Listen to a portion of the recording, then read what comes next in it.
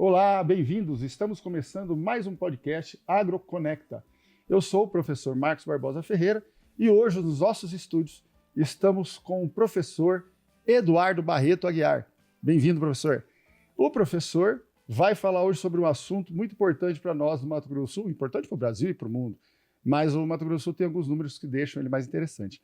Esse podcast é um fruto do programa de mestrado em agronegócio sustentável da Universidade Uniderp. E ele é feito em associação com o curso de agronomia e de comunicação. E a ideia é trazer os nossos estudos, os nossos trabalhos, os nossos professores envolvidos com a produção agropecuária sustentável, de uma maneira fácil, mais deglutível para todos. Professor, bem-vindo. Obrigado. O professor Eduardo, meu amigo, tá bem? Ele é formado em agronomia aqui na Uniderp, prata da casa. E aí ele foi fazer o mestrado no Instituto Agronômico. E lá ele fez tecnologia de produção agrícola. Né? Esse Instituto Agronômico é conhecido como IAC.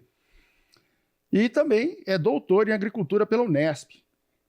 E não parando, não satisfeito, ainda foi fazer o pós-doutorado, voltando no IAC, não é, Eduardo? É. E atuou na iniciativa privada, em outras situações que você pode ir aumentando aqui para a gente. Uhum. Ele também trabalha na Agraer.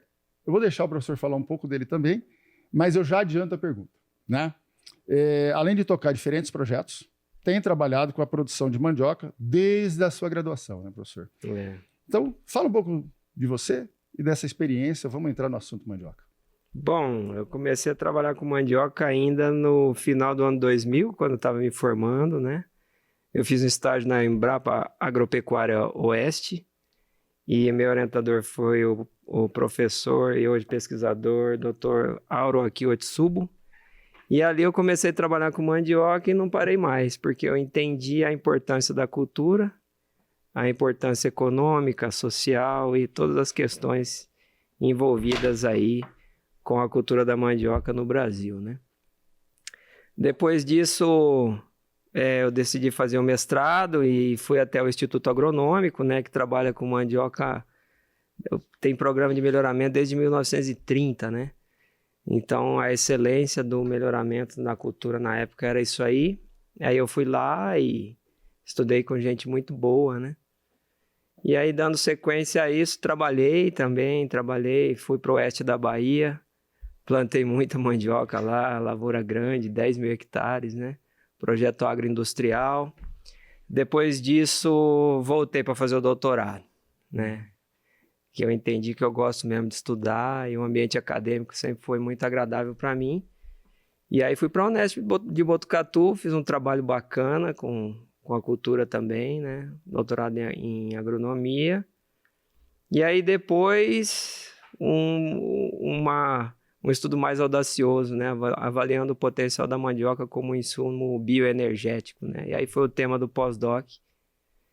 E de lá para cá, vim dar aula na Uniderp, né? Professor de agronomia já desde 2018, né? Também leciono no mestrado, né? E aí, recentemente, passei no concurso da Agraer, estou trabalhando lá como pesquisador com as culturas alimentares, né? Então lá tem mandioca, feijão, batata doce, mas como o estado, né, é forte essa questão da cultura da mandioca, é o carro-chefe do meu trabalho hoje lá na Agraer, é a mandioca. É importante você puxar esse assunto. Então a gente tem uma importância da cultura da mandioca no Mato Grosso do Sul, não só cultural mesmo, falando de cultura cultural, mas a cultura de plantio, né? E qual que é essa importância que a gente tem aqui no Mato Grosso do Sul? Você tem números aí para passar para a gente, eu sei. A mandioca ela é importante no Brasil inteiro, né? Se você pegar a mandioca, né, talvez a mais brasileira das culturas, né, domesticada aqui e consumida aqui por essas terras há 9 mil anos, né? Muito antes de Cabral e os tempos modernos, né? Então isso faz parte da cultura indígena, né? E aí o Brasil tem isso no seu DNA cultural, a cultura alimentar brasileira tem muito mandioca, né? E aí você tem dois grupos, assim, que você vai falar, mandioca, você tem a mandioca industrial e tem a mandioca de mesa, né?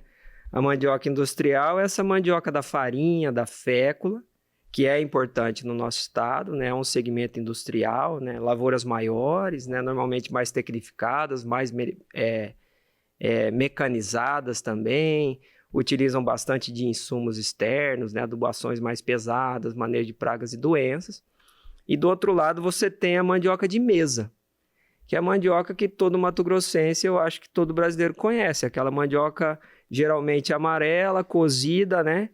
E é consumida ali praticamente in natura, ela só passa por um cozimento e um pouco de sal, né? E aqui no nosso estado ela acompanha o churrasco, né?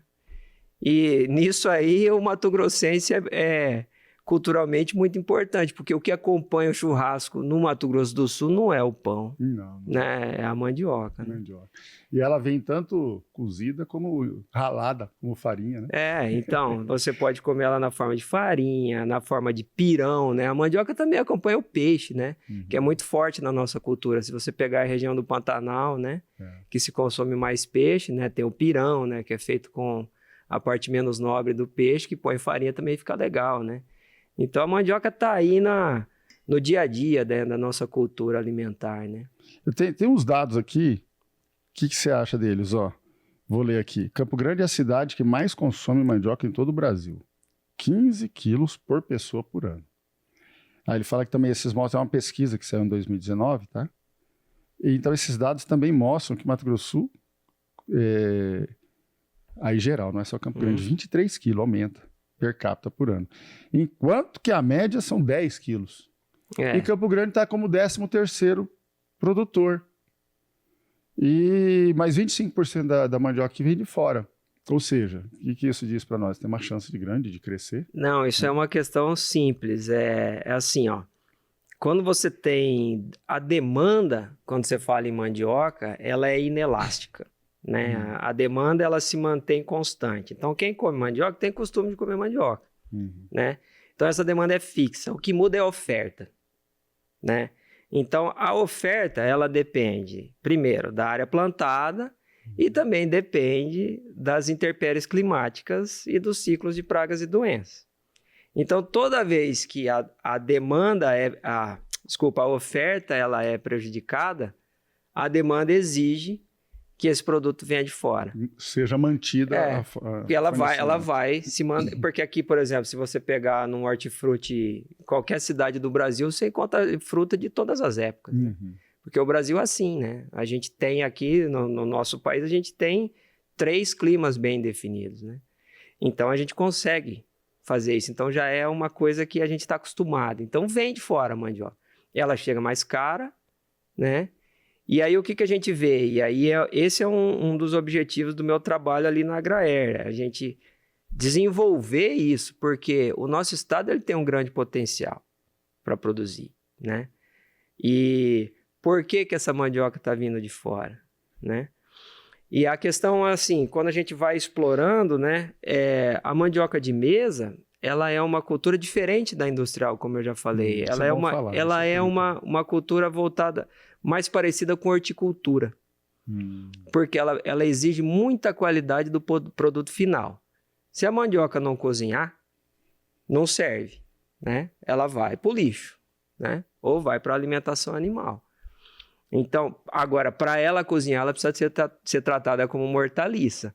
Ela não pode sofrer estresse de fertilidade, nutrição, ela não pode sofrer estresse de praga e etc.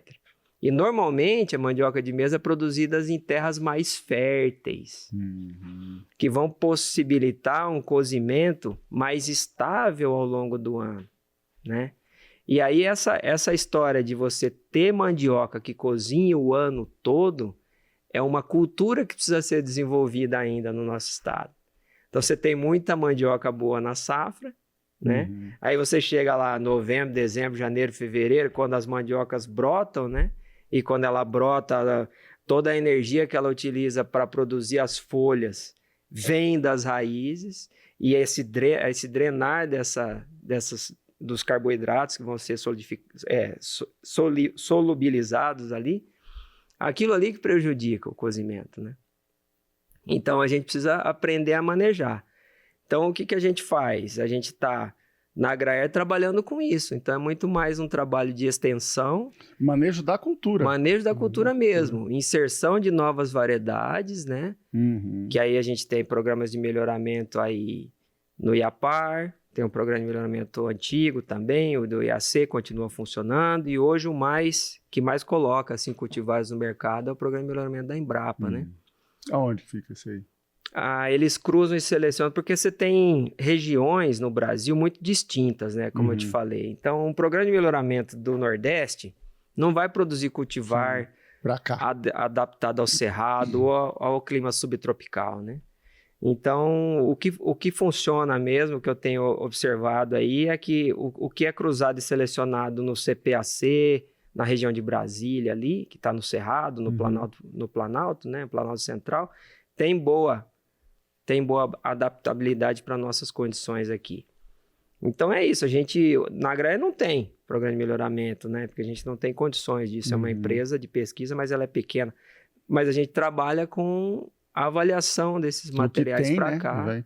Você falou uma coisa importante aqui, tudo que você falou é importante, mas eu não sei, você pode falar um pouquinho mais das pragas? Tem praga? Tem muitas pragas. E praga na mandioca? Assim, as pragas, elas evoluem junto com a cultura, né? E aqui a gente está no centro de origem da mandioca. Então, todas as pragas que existem na mandioca, todo bicho que come mandioca há mais de 9.000 anos aqui. Então, você tem pragas e doenças, né?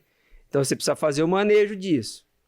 O manejo da principal praga, que é o do mandaruvá, hoje ele é dominado, né? Inclusive, é o controle biológico. A gente trabalha com baculovírus erinis, que é um vírus que ataca somente infecta o praga, o mandaruvá, que é uma lagarta, né? Na fase larval, ele chega a comer 1 metro quadrado de folha, né? E aí, esse está resolvido, a gente tem o baculovírus erinis, que funciona muito bem. Agora, recentemente, a gente tem a principal praga aqui no estado, é a mosca branca. Então, você achou a mosca branca? Que de mosca não tem nada, é um percevejo, né? É um inseto sugador, então, né? Não é, uma não mosca é nem branca. do grupo das moscas, né?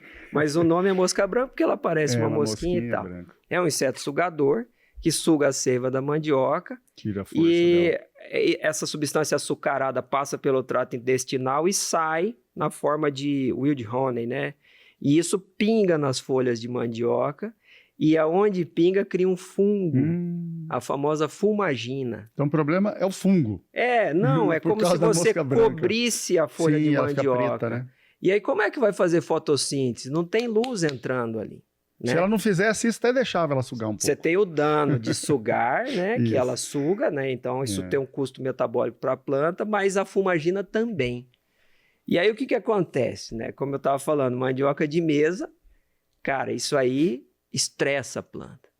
Então é muito difícil uma planta que tem um ataque severo de mosca branca produzir uma mandioca que cozinha bem, né? E aí o que acontece? A gente está trabalhando e hoje, né, o controle biológico ele vem avançando, né, na agricultura como um todo, né? Na minha época era uma coisa novidade, né? Hoje é uma realidade. O Brasil é um exemplo mundial em controle biológico, né?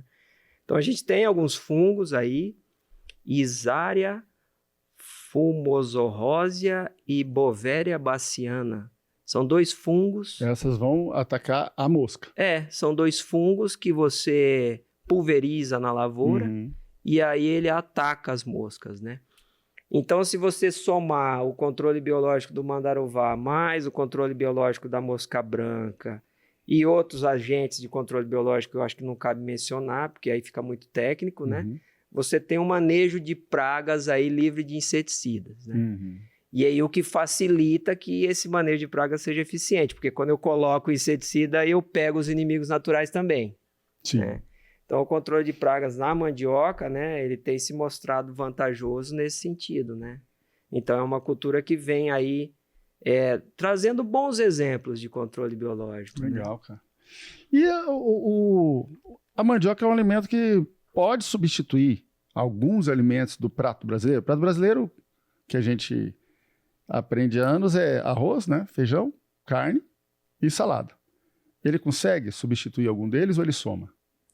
Olha, eu acho que em termos de paladar soma, né? Em termos nutricionais pode perfeitamente substituir o arroz. porque é uma tuberosa, né, que acumula carboidrato, então ela é riquíssima em energia. E não é uma fonte de proteína. Então, se você comer só mandioca, né, Então, vai faltar proteína, vão Campo faltar os Grandense lá no aminoácidos. churrasco, lá, carne e mandioca, ele não tá precisando do Uai, o arroz. que ele faz? É igual o europeu, carne com batata. É. Né? Aqui é carne com mandioca, né? Então, E o indígena, o que ele fazia? Arroz e mandioca Era a tá... caça e a mandioca, ou o peixe e a mandioca. Perfeito, entende? Então pode perfeito. É uma dieta saudável, né? É uma dieta riquíssima em energia, né? É assim, como ela é fonte de carboidrato, você não se preocupa com gordura. A gordura vem da carne. Tá lá, porque ela não vai ter gordura. Né? Mas aí, deixa eu voltar ela é aqui. rica em beta-caroteno, né? As variedades amarelas, né? Quanto mais amarela, ela tem mais beta-caroteno. Beta-caroteno é um precursor da vitamina A, né? Então, as variedades amarelas chegam a ter 20 vezes mais beta-caroteno que as outras, né? Então, mas em termos de sabor, parece que não tem diferente a branca da amarela, não. O né? beta-caroteno você não consegue diferenciar o sabor assim, não. É mais o aspecto visual, né? Tem gente que gosta de mandioca branca, por exemplo, né? Algumas regiões aí, o Rio Grande do Sul, etc. Rio de Janeiro também se encontra. Mas hoje eu acho que a mandioca amarela praticamente dominou o mercado. Aí. É por causa das variedades, né? Às vezes você lança uma variedade que tem alguma vantagem, como cozinhar mais rápido. Ser mais... É até importante falar isso. Você que está no meio. Então, essas empresas, né, de pesquisa que soltam essas variedades, você tem uma ideia de número de variedades que existem no mercado? É muita, olha, né? na Agraera a gente avalia... Ou é cultivar que a gente chama? É variedade ou cultivar? Tanto faz. A gente avalia... Eu hoje estou com 27, se eu não me engano, em 4 campos experimentais, né? Porque a gente coloca direto nos agricultores e a gente separou o estado em regiões, né?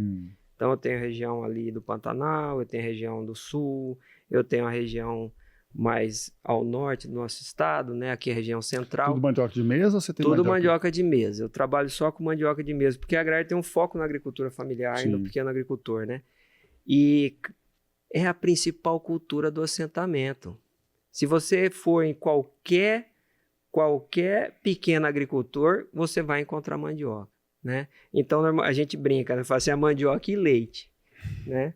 É uma fonte de renda assim garantida, né, para o agricultor. Por exemplo, é fácil ele perder uma lavoura de milho, é fácil ele perder uma lavoura de arroz, uma lavoura de feijão. É difícil ele perder uma lavoura de mandioca, né?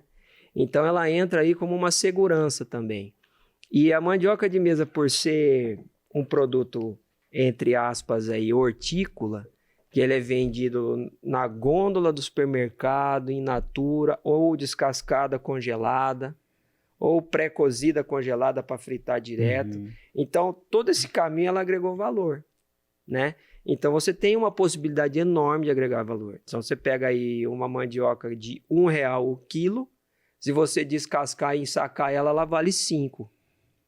Né? Se eu pré-cozi ela no ponto de fritura e embalar, ela pode valer 10, né? Então, isso para o pequeno agricultor é muito importante. Então, a Agraer trabalha justamente com isso, né? Para viabilizar o negócio. Porque o agricultor, como diz um colega da Agraer, o que ele mais precisa é de renda. Exatamente. Senão... Ele não precisa vive de da renda, atividade. para ele ficar, ele permanecer, para a vida dele ser digna, próspera, etc. E aí a gente entra tentando ajudar nesse Muito bom, parabéns mesmo. Eduardo, vamos fazer um apanhado geral aqui. A mandioca, eu acho que tem espaço para a gente fazer mais perguntas, mas você tem uma parte que eu acho que demonstra essa vitalidade de pesquisa, eu acho importante a gente falar, que é o que você vem pesquisando hoje, no mestrado profissional, associado com a Agraer. Hoje você está tudo associado com a Agraer, que eu sei, né? Que nós fazemos trabalho juntos, mas eu quero ouvir de você. Olha, o que eu tenho de pesquisa em andamento, eu tenho um projeto grande, em parceria com a Embrapa, né? Aqui é a Embrapa Gado de Corte, um projeto financiado pela Fundect, né? Naquele edital Carbono Neutro, que você faz parte, você é da equipe, né? tem outros professores aí trabalhando, e lá a gente avalia sistemas de produção. Você viu a minha formação aí em tecnologia de produção, né? Então, a gente está avaliando os sistemas de produção, a sustentabilidade desses sistemas, em termos de carbono no solo e em termos de sustentabilidade biológica, né? Estamos dando um olhar mais moderno para um trabalho da Embrapa que é implantado em 1994. Então, a gente entrou com algumas análises, foi uma parceria muito boa, né, com os doutores Macedo e Alexandre ali da Embrapa, e estamos avaliando isso, né? Esse projeto tem orientados de mestrado trabalhando e tal, mas ele é um projeto voltado para carbono, né? Na Agraérea eu tenho esse trabalho com mandioca. Atualmente eu não tenho nenhum aluno de mestrado trabalhando com isso, mas eu tenho TCC, bolsista de graduação. Os que vão virar aluno de mestrado aqui uns dias. Mas além dele, você tem com a Guavira, né? Tem. Eu costumo dizer, né? Eu trago ela para falar aqui, né? A Ana é a pessoa que entende de Guavira mesmo, né? Vamos trazer. Como diz o velho de cada macaco no seu galho, né? O galho dela é a Guavira. E aí eu dou um apoio lá, a gente trabalha sim. junto com Guavira, trabalha junto com Baru também. E agora a gente está com um projeto bacana que a Uniderp faz parte também desses projetos. O sistema integrado, né? Você usar uma espécie nativa, que é o Baru, né? Para fazer aí o silvipastoril, né? Um sombreamento. Pois é. O próprio Baru, se você deixar o boi come também, quando tá no chão. Exatamente. Então ele come a polpa, né? E aí tem toda a importância que a castanha do Baru vem ganhando. E é uma nativa, né? Então é uma coisa bacana. E recentemente a gente subiu aí uma proposta, vamos ver se vai ser aprovada, né? Que é um projeto de extensão tecnológica mesmo, que a gente vai para dentro de uma comunidade indígena, né? Com todo respeito, porque quem domesticou a planta foram eles, né? Vou aprender com eles. A gente aprende muito aí e a gente vai tentar melhorar o sistema de produção lá, mas de uma forma diferente, de uma forma mais na roda de conversas, né? Com mais de troca de informações e tal, e demonstrar algumas tecnologias que se houver boa aderência deles, pode melhorar, né? Que é com a comunidade a terra indígena Tonai Peg em Aquidauana. Esse projeto está submetido e vamos ver se vai ser aprovado, né? Estamos todos esperando, até agosto aí nós temos resultados. Então tá, vamos pegar... Eu vou dividir em partes aqui, né? Vamos falar primeiro aqui é um bate-bola. Primeiro da mandioca. Como que esses estudos são revertidos para a comunidade e para a ciência? Porque aí você vai falar dos outros. Então você fala da mandioca. Conversa de bar, rápido. Vai ser revertido como? Para a comunidade toda e para a ciência. Tá. Mandioca. Bom, para a comunidade toda que vai melhorar aí a oferta, um produto de mais qualidade, talvez tenha um impacto no preço, né? Para a comunidade em geral, tem um aspecto social também, né? Porque melhora o sistema de produção dos agricultores, né? E para a ciência que esses resultados são importantes, né? Porque quem pesquisa mandioca em termos mundiais, mandioca de mesa mesmo, é o Brasil, né? E pela importância da quarta cultura mais plantada no nosso estado, né? Então, cientificamente, qualquer avanço que você fizer na tecnologia de produção é válido. Cientificamente, as revistas aceitam bem projetos com mandioca. Então, Guavira. Não faltam argumentos.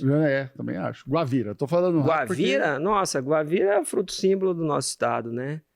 E ela tem eu vejo assim, o trabalho com Guavira... Só o pessoal entender, fora do Mato Grosso do Sul e do Paraguai, tem algumas variedades que se chamam geralmente de guabiroba, tanto no Paraná... Guavira, gabiroba, tem vários nomes aí. É que regional nosso é Guavira. Você sai do estado, ele já muda, né? É uma mirtácea, né? Nativa do Cerrado, parente nativa daqui, parente da goiaba. Parece uma goiabinha, né? Só que na hora que você põe na boca, aquilo é uma mistura de uva com goiaba. Guavira tem gosto de guavira. Uma fruta fantástica.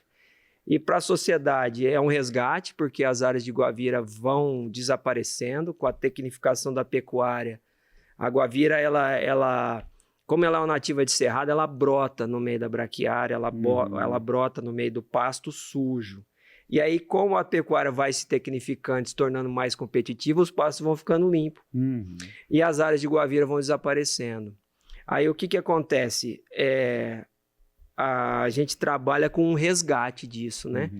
E é um trabalho que está bem avançado com a Ana, né? a gente está buscando aí um método de propagação que não seja semente. A gente quer chegar no clone de guavira, né?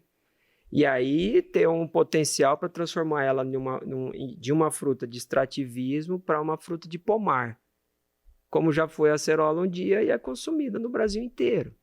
A gente sabe do potencial da guavira porque a gente conhece guavira e chupa guavira. Agora as pessoas não conhecem. Não, é gozado você falar isso, é importante esse resgate, que os fazendeiros antigos, eles deixavam áreas de guavira para todo mundo. Então, E aí essa sucessão que vem acontecendo, às vezes as pessoas acabam com a área sem saber o valor que ela tinha. Não só pelo prazer de comer uma boa fruta, mas porque ela pode gerar renda. Pode gerar renda, pode gerar renda. Ou ela fica como uma fruta de extrativismo, porque aí vai da iniciativa do produtor que quer resgatar aquela área. Mas a grande maioria e o mercado ele é voraz, ele não permite isso, né? O trabalho de CO2, mesma pergunta. Qual que a gente tem como resposta para a sociedade e para a ciência? Para a sociedade... Eu sei que é só redundante, porque o que sai para a ciência é para a sociedade também, mas só para a gente falar de um tema um pouco mais técnico e para o nosso público CO2 entender assim. Para a sociedade e para a ciência. Bom, eu acho que para a sociedade de maneira geral, o CO2 se tornou... As emissões de CO2 se tornaram o indicativo mundial de qualidade dos sistemas de produção. Boa. Quanto mais CO2 se produz qualquer coisa, menos sustentável é esse sistema. Então ele virou um indicativo.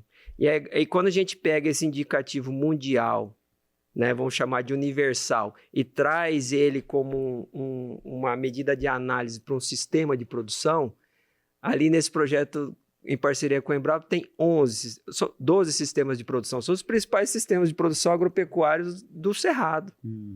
E aí você consegue dizer, em termos de carbono, esse é mais eficiente, esse é menos eficiente. Chega a falar, esse é o melhor para você produzir. Isso é uma resposta fantástica, né? Porque ali, aquilo está implantado desde 94, né? Então a gente tem a história disso aí, né? Então para a sociedade é assim, é um grande indicativo de sustentabilidade.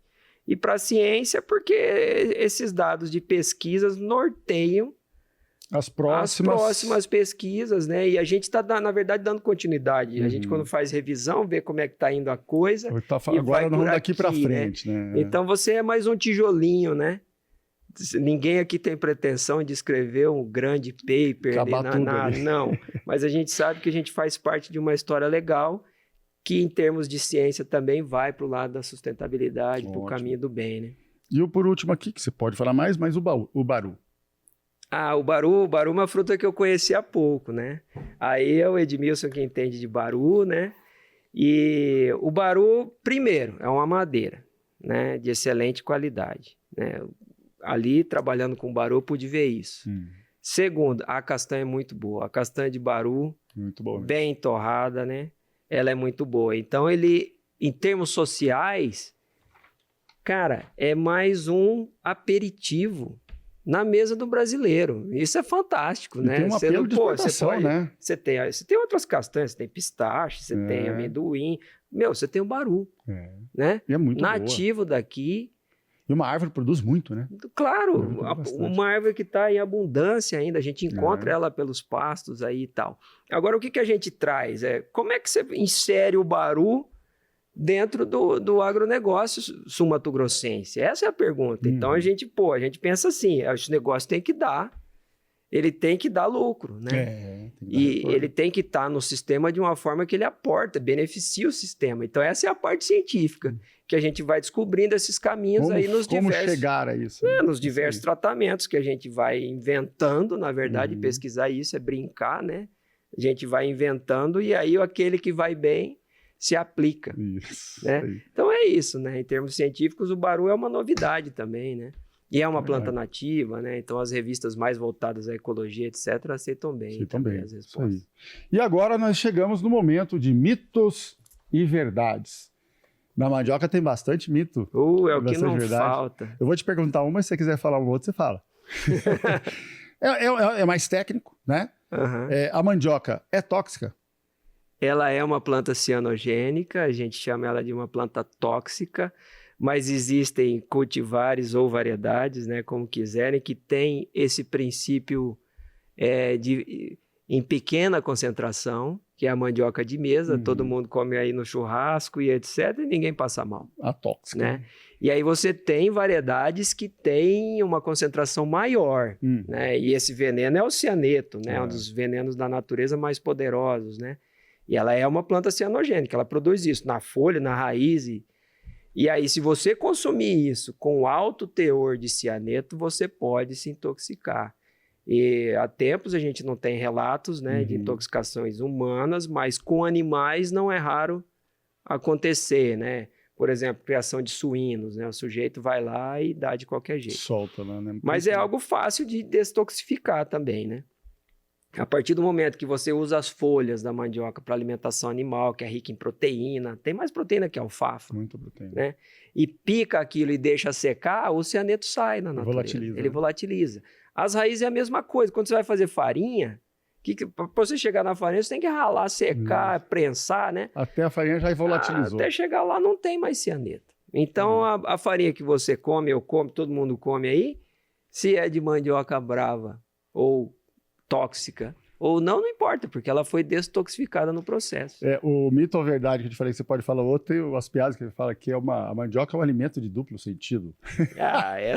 Piadas é o que não falta, né? E você tem mais um mito ou verdade que você podia jogar pra roda? Sempre o pessoal pergunta, né, qual que é a lua boa de plantar mandioca, você sabe, não? E eu ouvi falar que era lua de mel. É isso aí. Nós vamos ter que cortar ela. Mas brincadeira. A piada, ela continua, é bastante grande. Mas é assim, a história da lua, a gente brincou aqui, mas ela é uma coisa assim do folclore brasileiro, da nossa cultura, né? Então, muitos agricultores ainda, eles trabalham com o calendário lunar, né? E aí, mas eu costumo dizer assim, entre uma boa lua para você plantar mandioca e um solo bem preparado e uma boa chuva, não deixe passar a boa chuva esperando a lua. Mas é verdade, né? Todo mundo fala que é na lua cheia em outubro, uma coisa assim. É outubro que é a época de plantio? A gente tem duas épocas, tem outubro e agora aqui agora no outono, né? Abril, maio, mais ou menos aí, que é mais arriscado, né? Já chove menos.